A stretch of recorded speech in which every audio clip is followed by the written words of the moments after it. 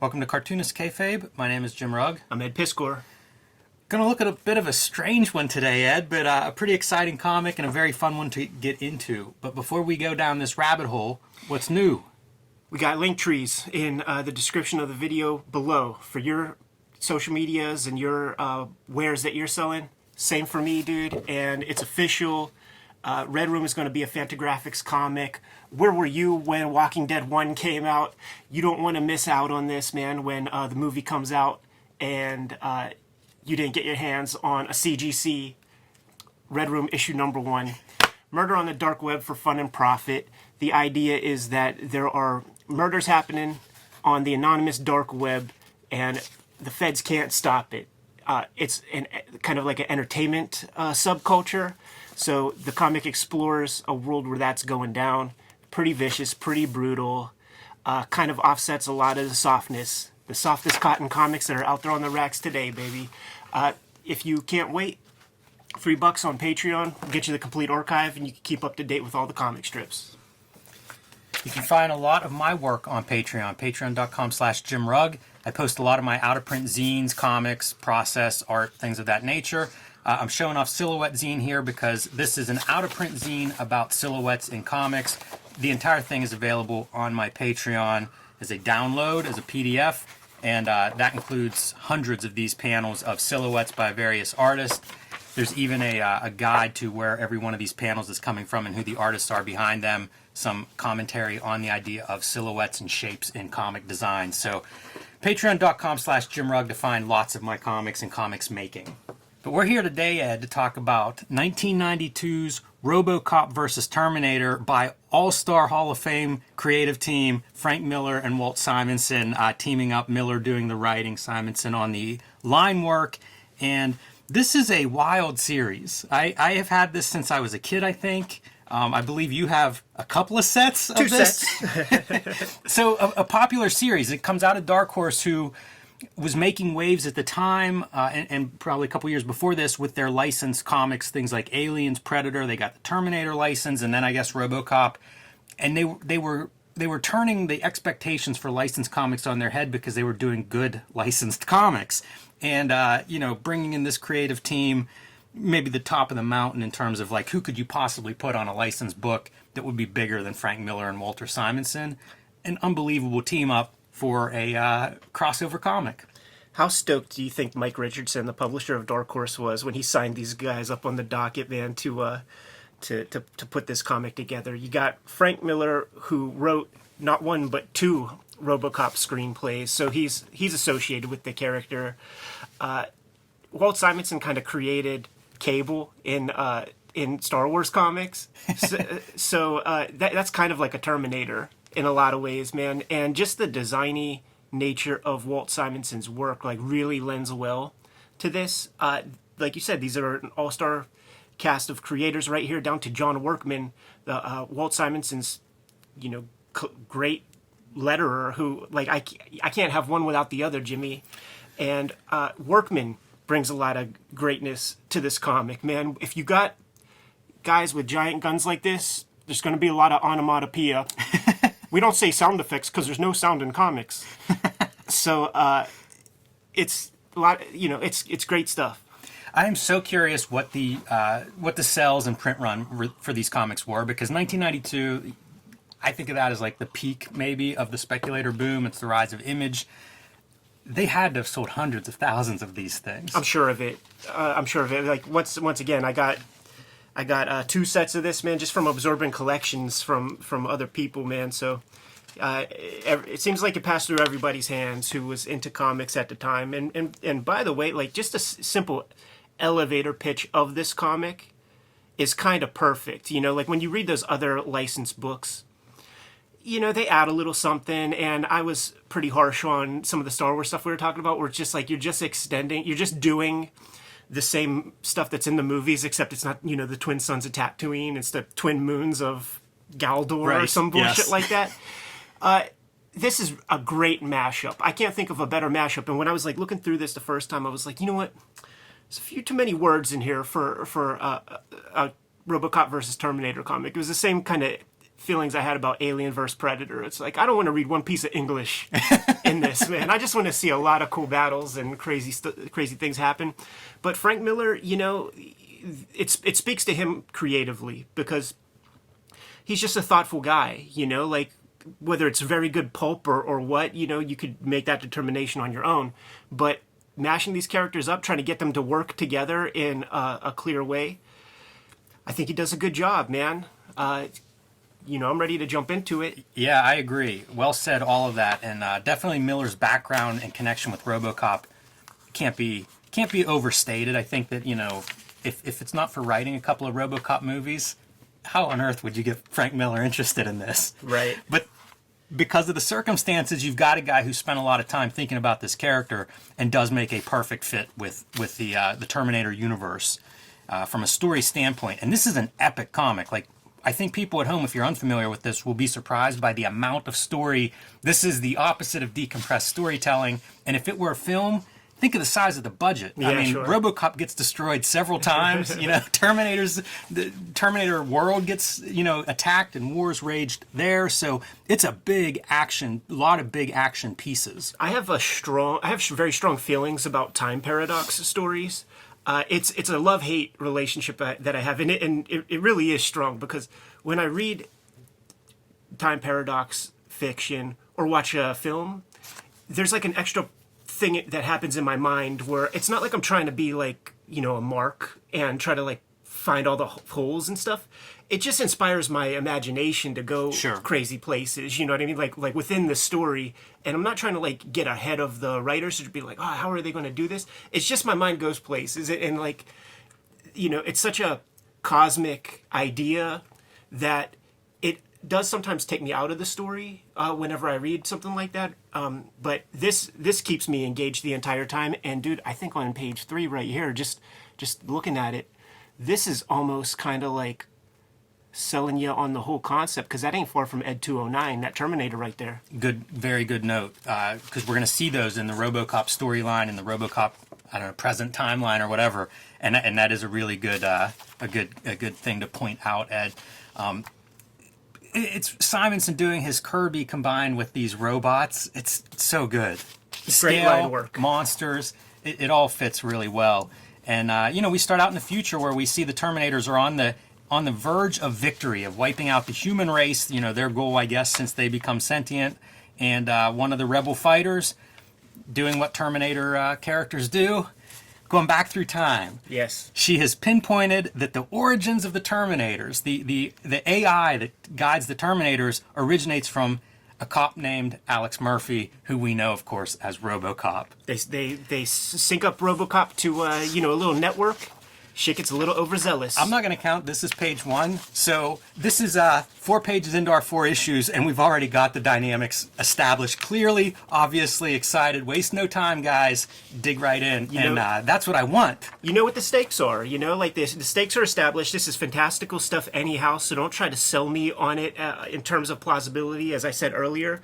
Let's just get into it because we know we have to get this Mo Howard haircut girl who cuts her own shit back in time, man. Back to the 90s. Boss jeans and cross colors. Just because you're on the verge of being genocided doesn't mean you don't have a cool haircut.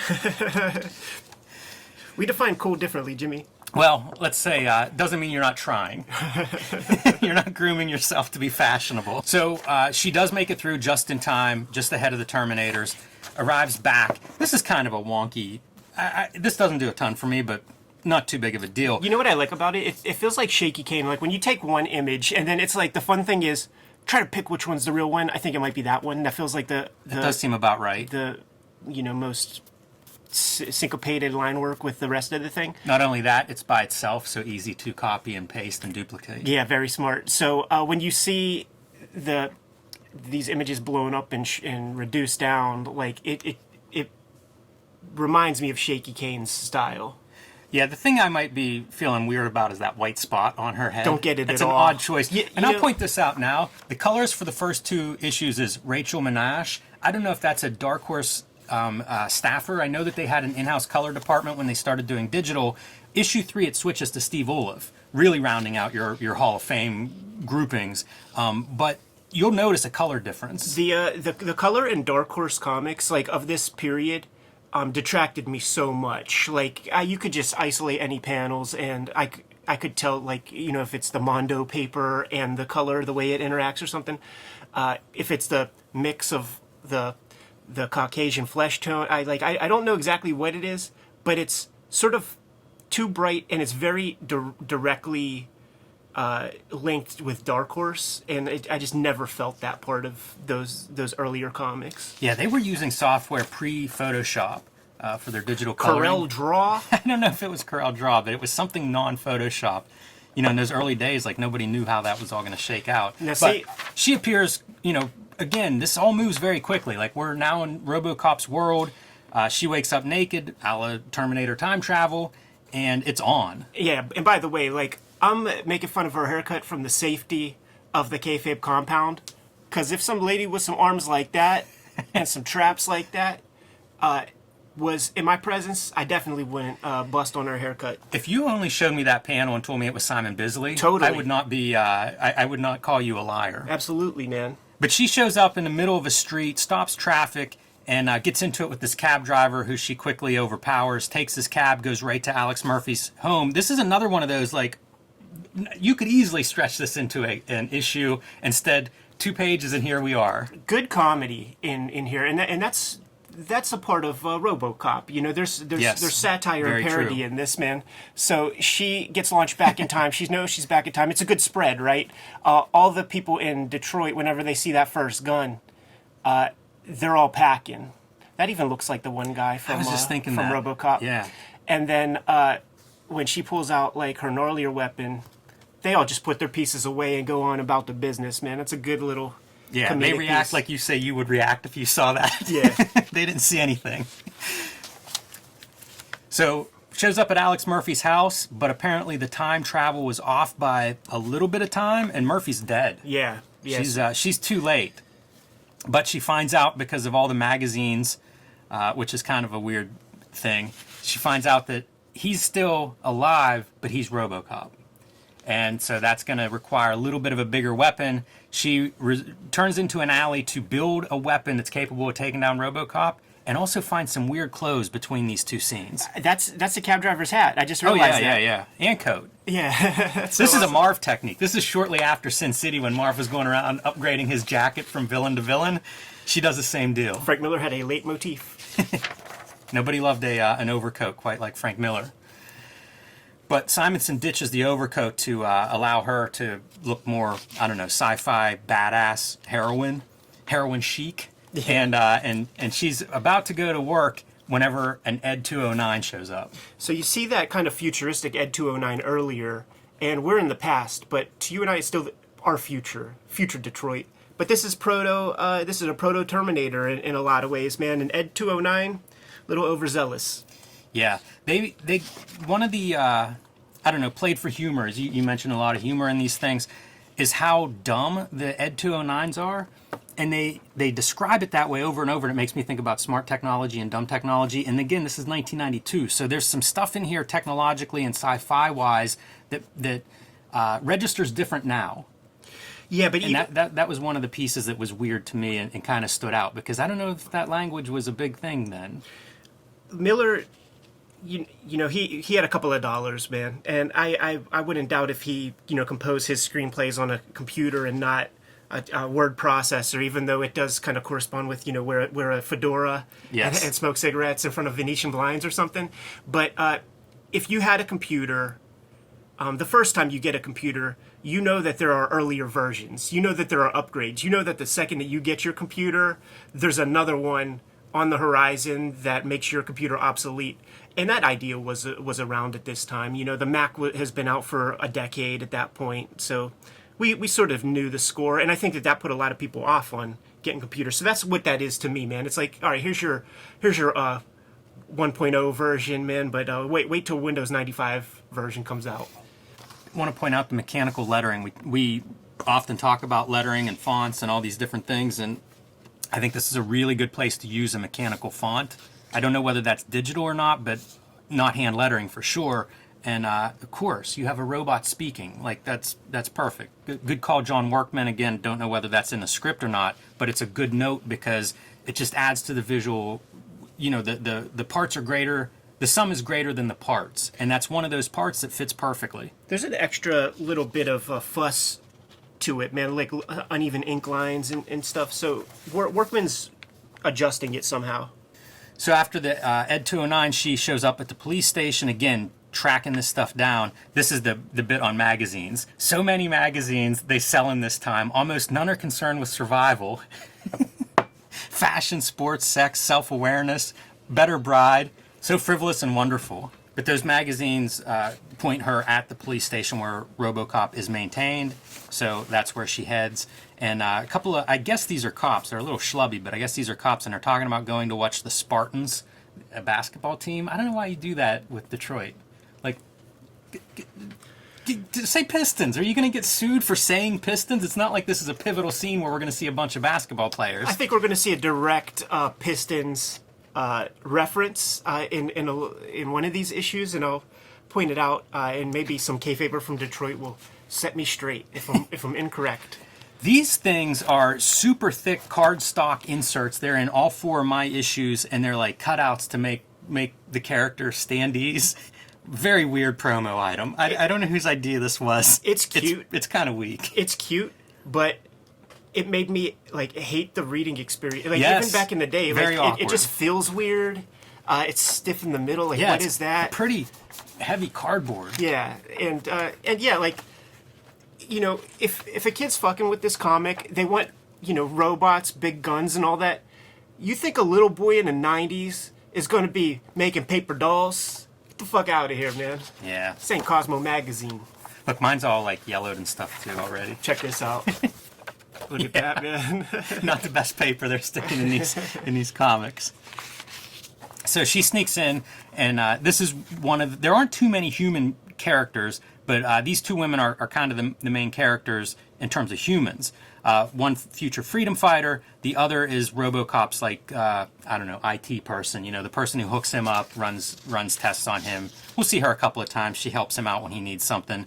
But our freedom fighter shows up, takes over, finds something to track Robocop down. And again, man, it's just moving along at a brisk pace because we see that Robocop's been out on missions for 70 hours or something. And his caretaker is starting to wonder, even Robocop needs to come in and rest now and then. But he's working overtime, and cut to one of those scenes. So these guys have kidnapped this woman. Robocop kicking the door zine, and takes on these kidnappers pretty easily. You get some of the Robocop vision as they lock into these different kidnappers, and he takes them out, shoots them, around the hostage. Great Workman lettering throughout these sequences, and this is our introduction to Robocop, man. Like Yes. we've established all this other stuff, all this Terminator stuff. Got to get some Robocop stuff in there. Yeah, and this is a squash match. Yeah. We're just seeing Robocop as the badass killing machine that he is, and that's basically what this is. Establish him as the awesome superhero like cop, and he does that. He rescues her. She reaches out to him, which is something we'll hear over and over. Is this human touch that he can't quite get, and he almost has memories of. And then on to another one. This is a suicide bomber who's challenging the elites at this big party. Robocop shows up just in time to throw this guy to the moon so he detonates without harming anyone else. If you had a red curly skullet, you might be suicidal too. And this is going to loop. There's a couple of these where we repeat a certain time sequence. One is the Terminator's on the verge of wiping out the humans. The other one is Robocop in this moment of reflection, because right after this moment, he's destroyed for the first time.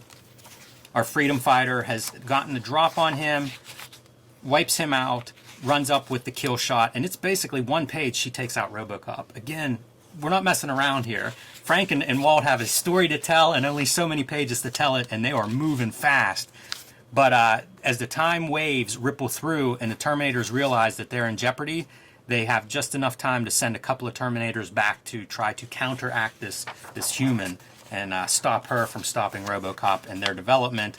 And here we are at the Auburn Hills. I assume the Pistons were, I don't know, did they move and then the new team came in? But the Terminators arrive in the middle of the basketball court. This feels like an idea that you would see played out for several pages in most comics. Oh yeah, sure. You know, like where Yeah, are if it was a you Chris gonna Claremont- teleport to? And then, you know, like you could build a fun little subplot because everybody in the crowd has their guns. Look at that muscular little kid.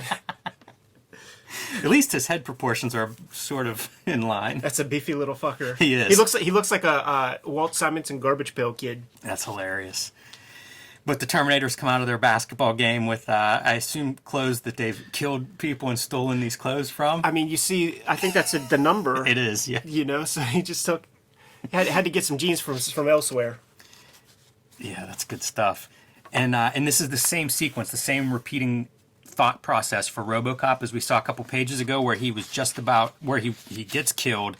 This time, the Terminators show up in this car and they interrupt our heroine from executing Robocop, and that's our first repetition of this scene. Yeah. Because the Terminators stop her, Robocop shoots at them, gets a look at them to see that they aren't human, and then takes her basically to medical care. The Terminators are always Arnold Schwarzenegger. Oh yeah.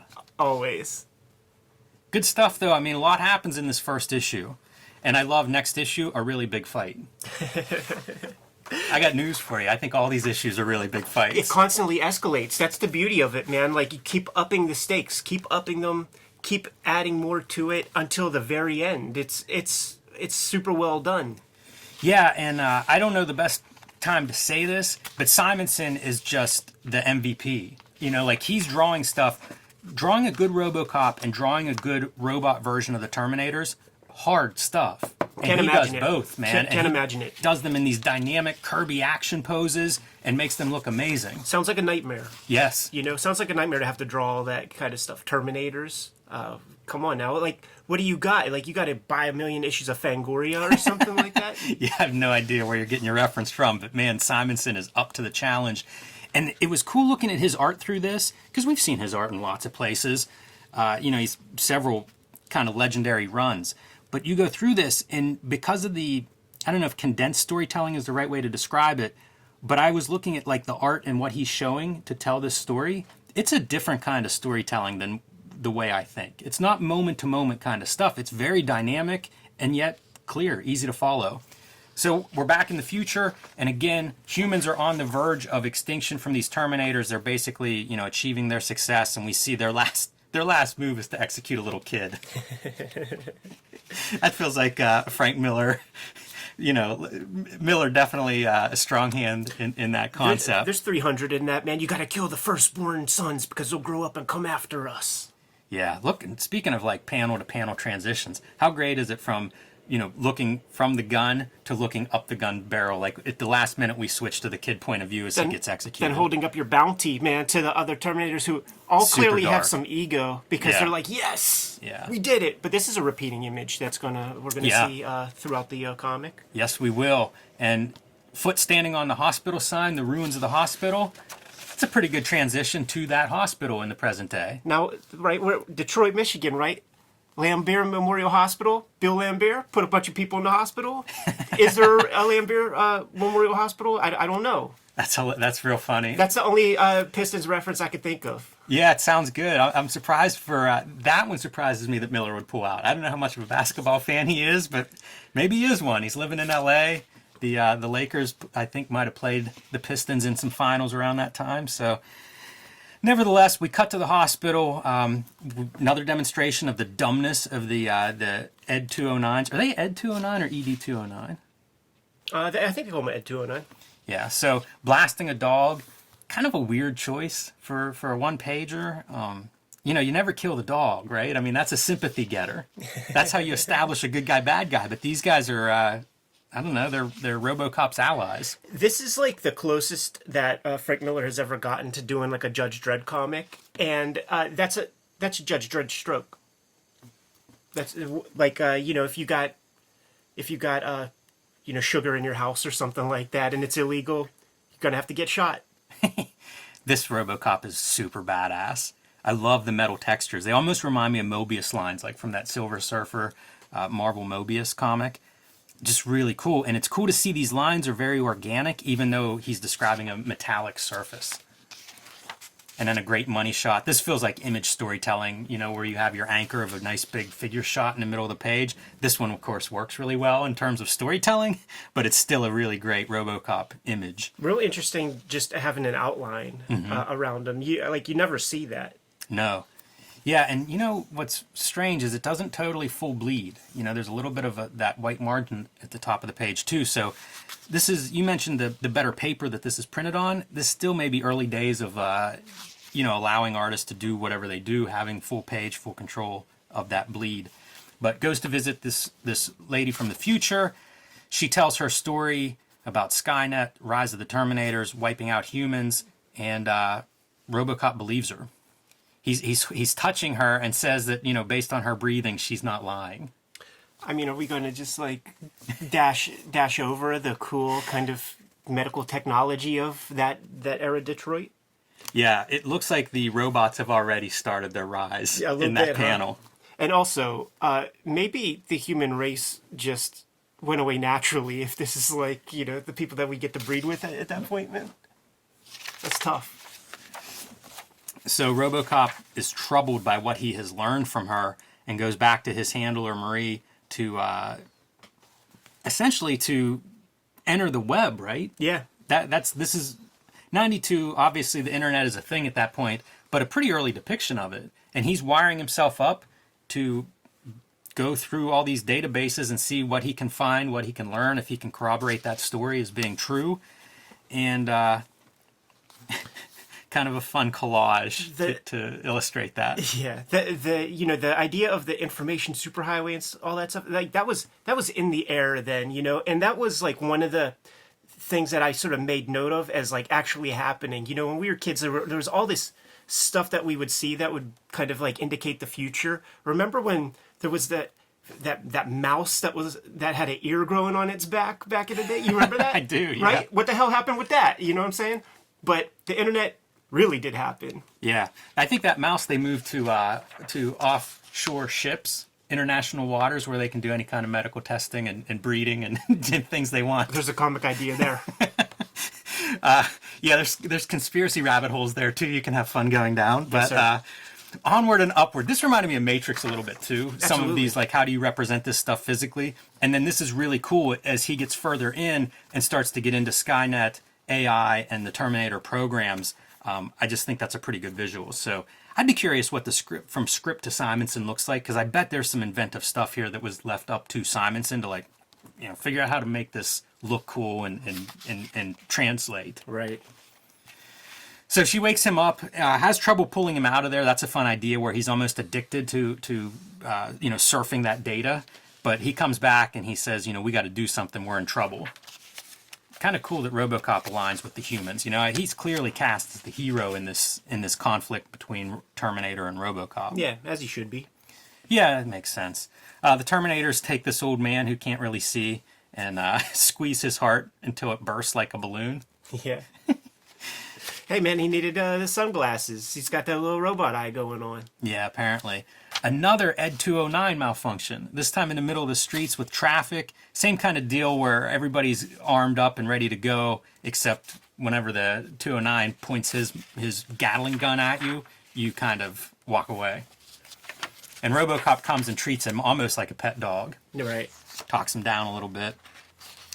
The Terminators attack the police station, I guess thinking that's where they're going to find Robocop, who happens to be out on patrol. Another one of the standouts this time, Simonson doing a badass Terminator. And that's one of those moments, too, where a lot is kind of like left between the panels, because we see the guys, squeeze a heart, get some glasses, and then we don't even see them enter. We just see the destruction. So... We do see it, but it's in James Cameron's Terminator movie.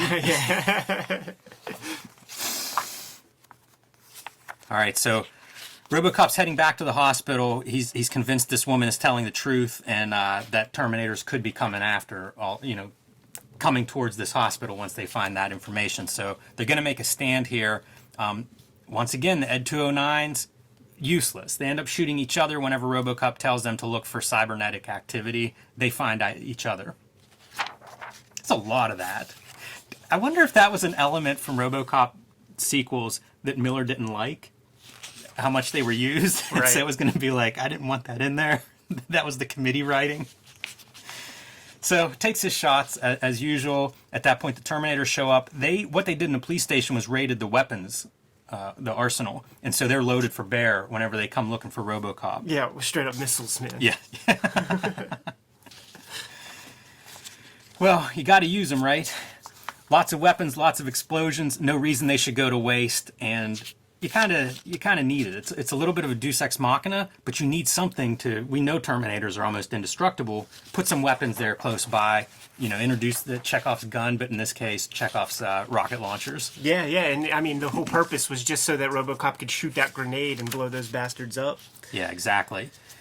Marie is meanwhile going to this future freedom fighter with the parts to make Terminator stopping guns, while Robocop is out there fighting the Terminator, slowing them down, but only slowing them down. The flesh has been peeled off of them from the explosion, but they are running out of that explosion into battle. That would always be a challenge with these big properties. Basically, the ones that Dark Horse got their hands on. It's like when you see the first Alien or something, it's so hard to kill that alien, and then in the sequel, they're killing them like nothing. Yes.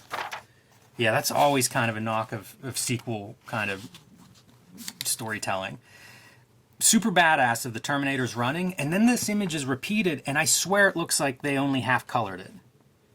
Oh yeah, sure. Compared to the previous page, even. I also am disappointed that the Terminator's left arm is forward in both of them. So one of the things that I try to do when I'm having sequences is, if left arm's forward here, the next time you see that, if you're going to repeat a pose, bring the right arm forward, because it's sort of the running motion. Same thing with legs and stuff, and because this is repeated, it kind of disappoints me. I think you lose some potential for motion between these two pages. Sure. Even the same kind of angles, but it does look like the coloring is weird on this, doesn't it? There's no highlights on this one. It's like it's half colored. Yeah, we're getting to the final pages. Deadline pressures. Yeah, could be. But this is your big fight that was advertised at the end of issue 1, and this is where, some of the stuff I'm talking about of like, not the easiest thing to draw. Not at all. And Simonson makes it look so good. All the faces, too, are expressive. I was thinking of this on the way over, Ed. He gets these faces to be expressive. They don't even have eyebrows. Right. Eyebrows are the number one thing to make an expressive face, and somehow he's able to make all of this stuff expressive with no eyebrows. You know what? This reminds me, like when I was mentioning the reference stuff before, there were action figures, and there were really, really good action figures for Robocop and Terminator. I'm not sure if the Terminators were out right at this time, but the Robocops definitely were. And I'm just marveling at seeing Robocop in all these different angles. It's a $5 toy. Like, I'm sure that Simonson had that thing to look at, because I marvel at how he's able to get them in all these different angles and poses, keep things consistent. Yeah, making those Terminators dynamic is incredible. For a robot being, stiff and straight lines and everything, there's so much motion and movement.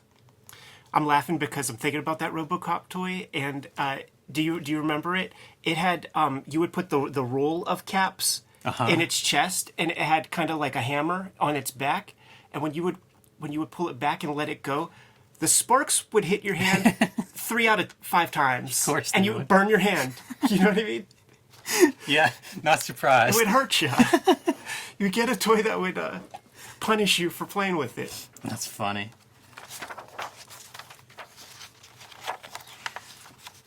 The Ed 209 takes out one of the Terminators. For all of us lambasting him, he comes through in this moment. Broken clock is right 2 times a day, Jimmy. There you go. This is real fun though. I love this fight sequence. It's pretty brutal. I love a good fight scene in a comic. Hard to do, and they weren't lying about the big fight. We talk about how condensed a lot of this storytelling is. This fight scene is, 10, 12 pages, and pretty good stuff. She joins the fight, of course. Can't have the fight without the time traveling badass good joining 2-panel in. sequence. You hear music in your head when you're watching the fight scene go on, and then this is a quiet moment, just pregnant pause. Yeah, very cinematic. Like, she's waiting as the Terminator rounds the corner as he's coming up the stairs. She's got the drop on him.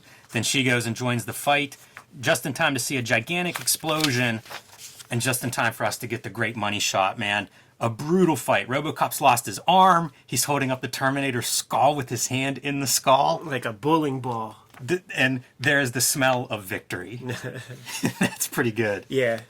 Also, just like doing little touches like this by having that smoke in the foreground to just kind of break it up and create a little bit of volume. That's one of those master strokes, you know. Like he didn't have to draw that. I don't know that you know either of us would have drawn that part in there, man. But you do that, and it just adds another layer of dimension to the visual. Good food for thought. The whole point of doing this channel is reading comics and stealing good material for on my own use. Keep that one in mind for next time. Yeah, it's really well done. If I'm going to criticize something on this page, it's coloring. Because you've got, you know, you point out that smoke, and what that is really is foreground. You know, it's creating depth in this image, but you get up to this arm, and it's gray on gray. Yeah. And that's disappointing because, like, it's such a cool image, man. The drawing is so great. There's an artist edition of this, too, and I bet this page just sings. Let's root this in a period of time. Because I remember that trailer, man. Remember, no brain, no pain.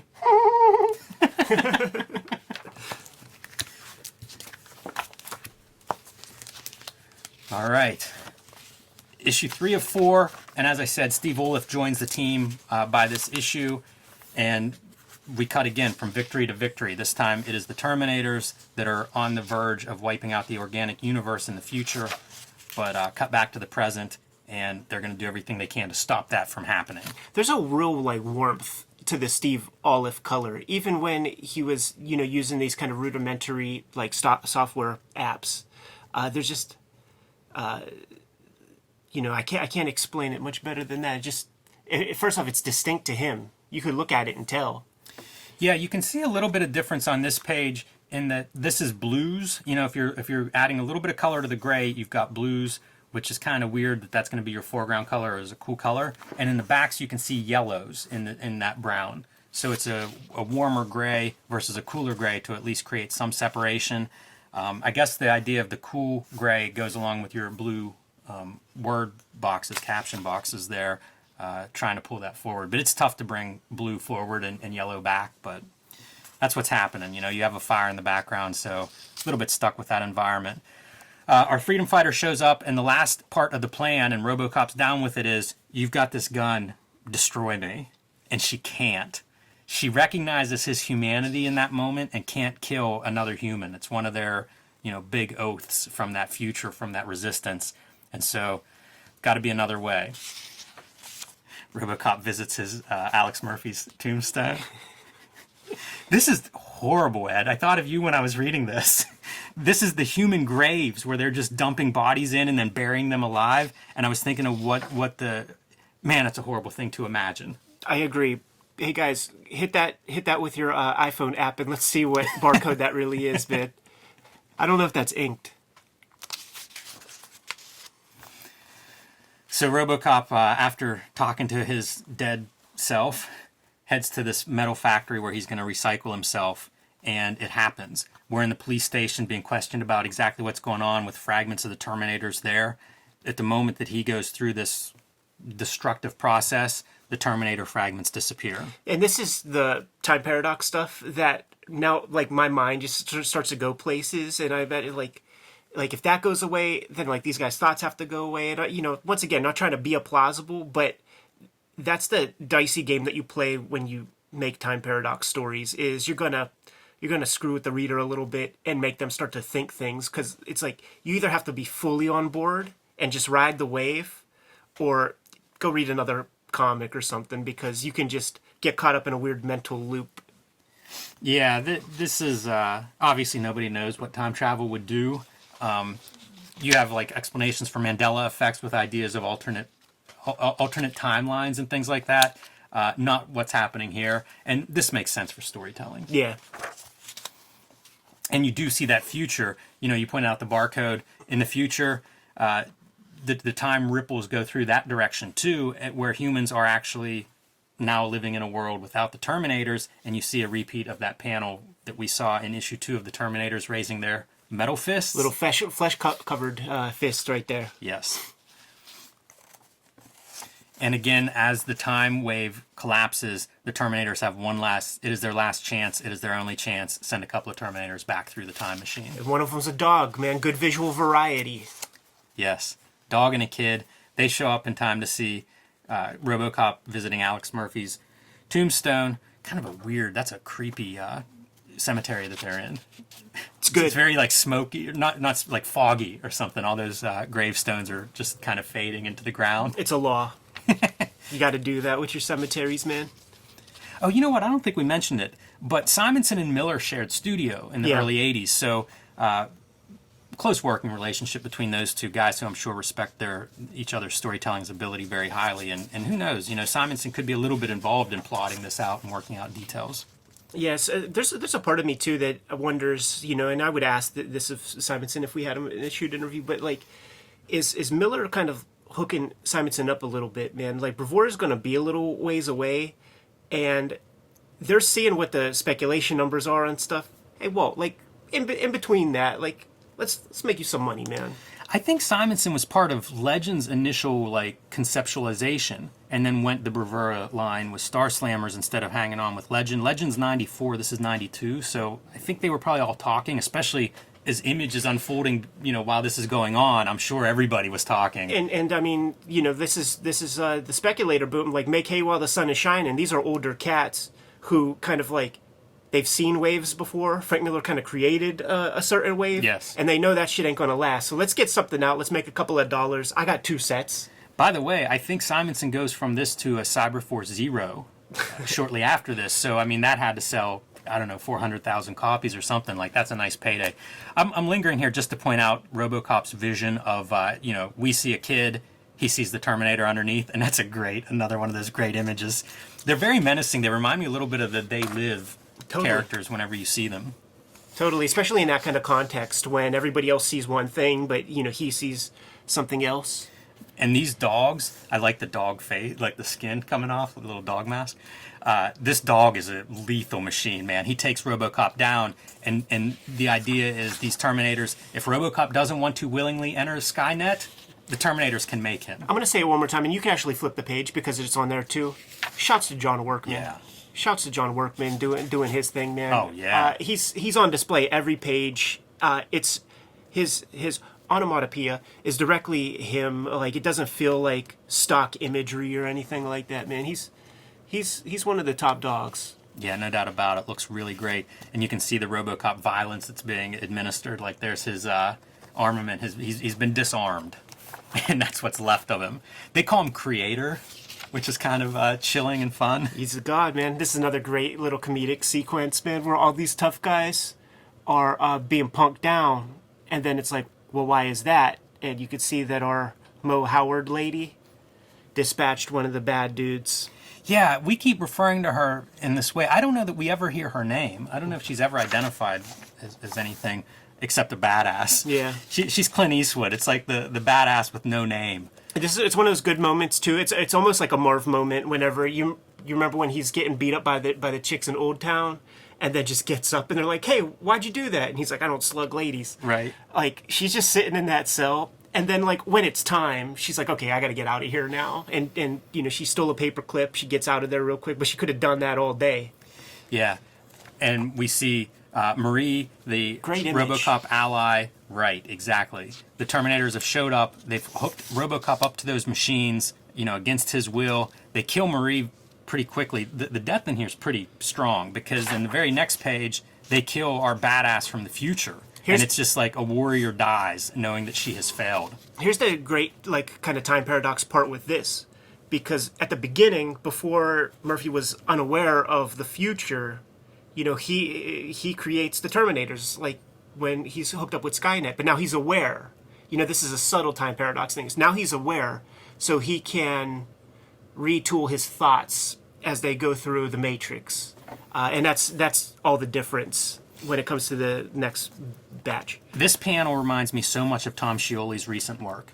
And I can't tell you exactly why, if it's like something with the coloring or the line work or something, but man, did that feel like Tom whenever I saw it. And more of like Walt Simonson, just really cool art and how do you visualize this stuff. I think this whole sequence is really great. Very European flavor to his style on this. Yeah, we've seen people talk about like Droulet as being an influence on Simonson. You see it a lot in this story, I think. This one reminds me of Patrick McGoohan a little bit. Sure, yeah. Maybe a prisoner comic in your future, Walt. Fletcher Hanks. It's something. I even like, this is another Steve Oliff piece, you know, pink Terminators, pink lighting. That's an unusual choice, but looks good on the page and then makes a really nice contrast whenever you're cutting to these different scenes and times. Good double light on that, man. So cut to the future, and basically at this point the Terminators win. You know, they've put Robocop, whatever they needed to get from him, they have gotten, and so, you know, their future proceeds accordingly. But a piece of him is like a program.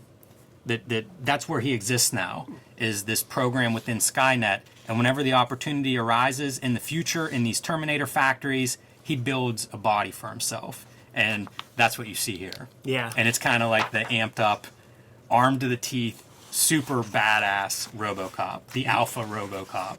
That trailer for Robocop 3, whenever it was first on TV, and you see him with rocket boosters and shit, got to see that movie. By the way, a 3-act structure falls between an issue 3 and 4. Second act being, you know, twice the length of Act 1 and 2, or 1 and 3. You see it right here. The end of Act 2 is this armed to the teeth Robocop ready to set things right. This is some of the Miller stuff I love. It's almost Joseph Campbell or something kind of hero's journey storytelling. And that's a great cover, right? Super cool. All right, heading in. We resume. This is repeated right from issue 1. I mean, even that art, I think, is maybe a direct reproduction. Yeah, the futuristic Ed 209 that we called out before. Exactly, and this is the moment of the Terminator's supremacy, where they're going to completely wipe out the humans, except something's different this time, and the difference is Robocop joining the fight. And this, to me, is like maybe my favorite drawing from all of this, and where it really feels alive. Like, that's that metallic part that Simonson somehow makes like a figure, like a moving, living creature. Yeah, and we could unpack it right here, man. Because like when you think of robots, you don't think of curves. So he adds that to it. It still keeps it metallic. Yeah. But he adds this curve that I don't think anybody else would have. Certainly in that kind of situation. I mean, that's a Kirby piece of foreshortening. Kirby, totally. The other piece to think about when you see this stuff is Eric Larson. I think totally. Larson's huge influence is obviously Kirby, but also Simonson, and you know, I really see it in some of this stuff. And that dynamic figure is a perfect example. There's your metallic. Holy cow! Yeah, man. Steve Oliff really going for it. And look at that, man. The cool blue with that like arid red hot sky. Yeah, it definitely stands out there.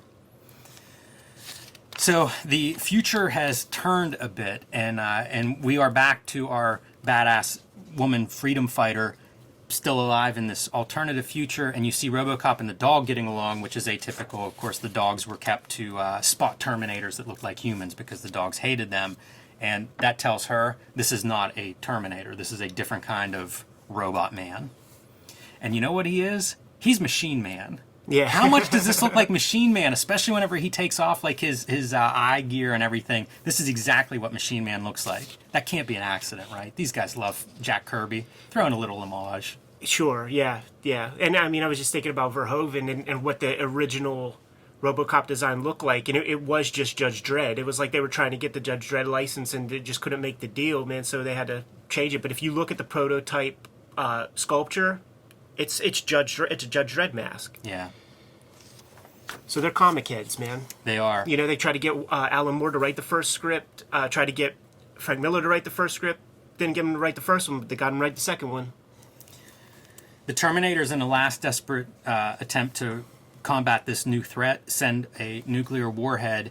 Shades of Dark Knight Returns. Robocop intercepts the nuclear warhead, redirects it, sends it back to the Terminators by leaving his jet-propelled legs attached to it somehow. It's genius, right? Like, I love it, man. You know, Miller and Simonson, they're the baby boomers who grew up with that Cold War stuff in their thoughts, man. So nuclear destruction is always on their mind, man. Also, sell some toys. That feels like totally a toy design. Oh, it's so the cool, legs man. that come off. Yeah. And you see the mushroom cloud as it goes back to the Terminator factory.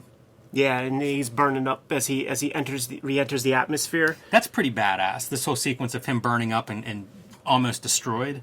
Pretty cool. This whole sequence, even from a writing perspective, like, you could keep rocking, man, because like she's telling him like, dude, you're kind of a dumb fuck. you're thinking too small. Right. They go back to the Terminator factory to repair. Yeah, like And she has a good idea. you made, yeah, it's all well and good. You commandeer this whole factory to make yourself in here, but it's software. You can make infinite perfect copies. Like bootlegging a Wolverine movie or something like that, man. Infinite perfect copies as long as you have the materials. Why aren't there 1,000 Robocops? And we saw 1,000 Terminators, man. So fucking give me 1,000 Robocops, goddammit. Yeah. And It's so perfect. that's what he does. Zap. Look at that, boy. There's your Terminators, man. They're so expressive. I guess if you just want to express evil. And also, by the way, like, what are you supposed to do with, like, there's a curve? I guess you don't cut this one out. Yeah. I don't know. I don't know what you do with any of those things. They're a little bit strange. That's a cool drawing. The Robocop Terminators going into battle. Very manga feeling. And then it's all building to this 2-page spread. Yeah, this is a funny one. You have your horizontal bleeds, but not the vertical bleeds. Yeah, very curious. Some of that too is the onus on the creator a little bit, because like when you read the indicia, like the blue line stuff that describes like how to make your 2-page spread, like it's on Marvel paper or whatever. It's true. I think there's a clearer way to explain it, because like when I read that, I'm like, I'm just gonna stick with 1-pagers. This one bleeds off vertically, so it's not a total limitation of what they could do at the time. And just kind of wrapping up this battle as they shift the tides back to the humans. And one last thing to do, one of the Robocops flies into that time device one last time before the future is kind of corrected or the Terminators are wiped out. And in his transition back to the present, he's confronted with this Matrix-like illusion. Yeah, it's like a virus. Yeah, it's like a computer virus. He's back to being human. His wife's there. This freedom fighter is there. He's got 2 chicks. It's like, yeah, you got 2 women now. You can have it all. Everything you ever wanted. So much Matrix-like moments, like years before that movie is a thing. And he, of course, turns that all down. He's there for a reason. So one of them is destroy the Terminators. This is the Terminators just appealing to him. We'll make you a god. Of course, the iconic middle finger spike goes in there to destroy all of that stuff. Die, die, die. There's a weird effect on this die from being blown up where the edge is fuzzy. Yeah. I don't know what that's about because I don't know. It's odd. It seems like that's a vector drawing, but the edges are not or something. Another great Another one of Kirby. that. Yep. Very, very good. And tells her, we did it. So she's going to die happy knowing that she actually had a positive impact in this war that she's been waging. This is very funny. Cut back to the present. One last bit of Robocop glory. And it's like a pile of human flesh because that's how you have to transport. Right. And then the Robocop just erupts from that. Really cool looking one, too. And he is there to destroy Skynet, the satellite system. And that's basically it. He has won, and in winning, this version of him has ceased to exist. But Jimmy, still a Walt Simonson comic, and let's prove that. We're getting there. We're getting there. This is the repetition of that moment from issue 1 that we see a couple of times. The moment whenever he first encounters the Terminators and the time travel, and this time nothing happens. Proof that things worked out. And proof that it's a Walt Simonson Yes. comic. The Terminators also sent one last Terminator back to try to fix things and had to run through that time machine really quick. Where did he arrive? Bit too early, man, in Calvin and Hobbes territory. It's like, Calvin and Hobbes, but then it's that Godzilla meets Bambi panel right there. Like, that was such a Good huge... call. That was such a huge kind of subversive piece of animation. You know, Yes. like at the video store that I worked at, there was a Spike and Mike VHS tape of like all these weird animations, and that was the cover, and it's a very striking image. You can find that animation on YouTube probably. Yeah, that's a really iconic bit of animation. So look that up if you guys are unfamiliar with it. I tried embedding that in a video like 2 years ago and got flagged for copyright infringement. But it's definitely out there and easy to find if you don't know what we're talking about, Godzilla versus Bambi. But yeah, Simonson, fantastic. I'm sure he had a blast drawing this page. And a real victory lap at the end of this series that I was very impressed by reading this. Yeah, it's fun, you know? Like, these guys are not trying to make Dark Knight 2. It captures the spirit of both properties really well. It's a good crossover, you know. I mean, we think of it as licensed characters, but this is crossovers. There's decades of history of crossovers in comics. This is a pretty good one. Yeah, Aliens vs. Predator, I think, was the first one.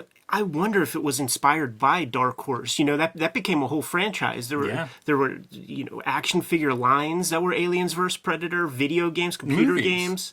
I mean, those come way later, man. But like these comics are, the first Predator Alien comic is 20 years before any of those flicks. So it's like, is that a genesis at Dark Horse Comics? You know, if it is, that's a big deal, man.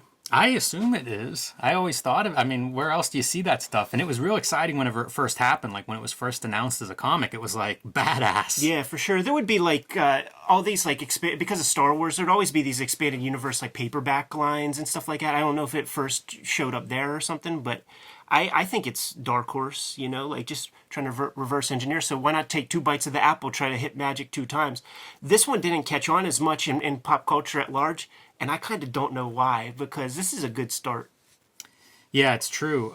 Although, if you were keeping track at home, it would have been a massive budget, especially back in the 90s. Like, there's so much what would have been CGI and special effects and jumping through time and stuff.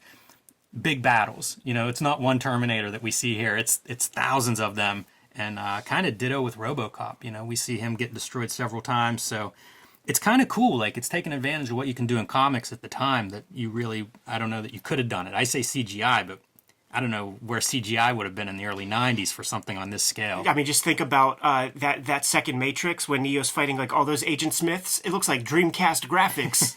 It does. Watch out on a big screen. Yeah, I was going to say HD is not kind of that. Not at all, man. Like, look like Art Institute of Pittsburgh computer animation. This is cool, though, and I think it's sold enough that you can find these in back issue bins and 50-cent boxes, dollar boxes, stuff like that. I often come across this. If you're watching at home and you haven't read this, keep your eyes peeled, because this is a fun one to pick up and pull out. And Simonson, man, his art is really on point in this. Must have some kind of a cult following as well if it can yield an artist edition, $100 book or whatever, man. Like, you can't just dash those out willy-nilly. Yeah, very true. Man, he draws good metal. Yeah, so he's the only one that draws it that way. It works. Yeah. Surprised everybody's not ripping him off. What do you say, Jimmy? Let's bounce? Yep. Kayfabers, like, follow, subscribe to the YouTube channel. Hit the bell. We'll notify you when new vids are available. What you got, Jimmy? Patreon.com/JimRugg. You can find lots of my zines, comics, art, process, all the good stuff there. Patreon.com/JimRugg. You can pre-order Red Room issue number 1 at the Linktree link in the description below. And if you want to take a gander at the comic, hit the Patreon. $3 will get you the archive. I got a couple issues up there right now. What else, Jim? Subscribe to the Cartoonist Kayfabe e-newsletter at the links below this video to keep up with everything we have going on. You can also find Cartoonist Kayfabe t-shirts and merchandise at the links below this video. Give them one less set of marching orders, Jimmy. We're going to be on our way. Read more comics.